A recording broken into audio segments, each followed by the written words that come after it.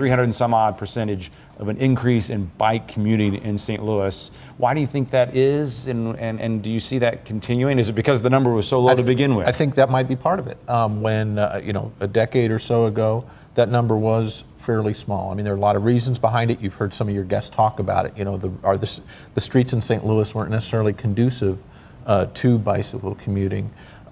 They're getting better. We have a shop downtown too now where you can take a shower before you go to work as well. Correct, that's right. So that increase is there. It's real. I think we talked about it last time. You go on a Metrolink train, you drive around, walk around. You see a lot more people on bicycles right now. Also, it is also real this shift that we're hearing that like MoDOT is talking about, and a lot of our guests are talking about. Kind of people's wants are changing and their desires for transportation. Do you see that?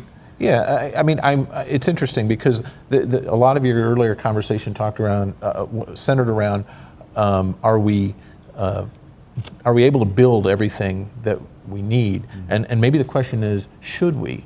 I mean, here we live in a region where, and you've heard some of your guests talk about it, the traffic's really not that bad. From 30,000 feet, if you compare this with other metropolitan areas, traffic's really not that bad. And the people, of St. Louis and Missouri have a good way of funding things when they do sense a need. One of your guests was talking about the Great Rivers Greenway tax. Obviously appealed to a great number of people. We talked last week about the Metro sales tax increase. When people see a need, the people will vote for it. Well, they vote for it in the chambers of our state capitol. Scott was just bringing up sounds like a little bit of a disconnect between our state legislature and what St. Louisans in the region here are saying they want. Sure. Well, I mean, you heard Jason sum it up pretty well. The dynamics of who would support such a tax. 1 year, go back in the time machine 1 year before that, and you heard MoDOT talking about tolls. Went absolutely nowhere. Crickets. We don't have tolls on the highway. So now, this talk about a 1 cent sales tax. Again. One of your guests mentioned that it is a regressive tax. We do have a lot piled onto our sales tax right now. Is that the way? It's a tough sell. I agree with Jason.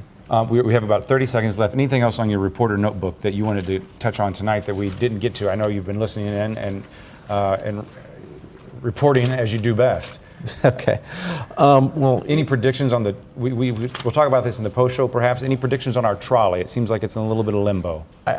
The trolley, as I understand it, yes, it was in a little bit of limbo. The region got a tremendous grant, a very competitive grant to build that trolley from the loop over to the History Museum. It's run into some problems. Part of it was structural.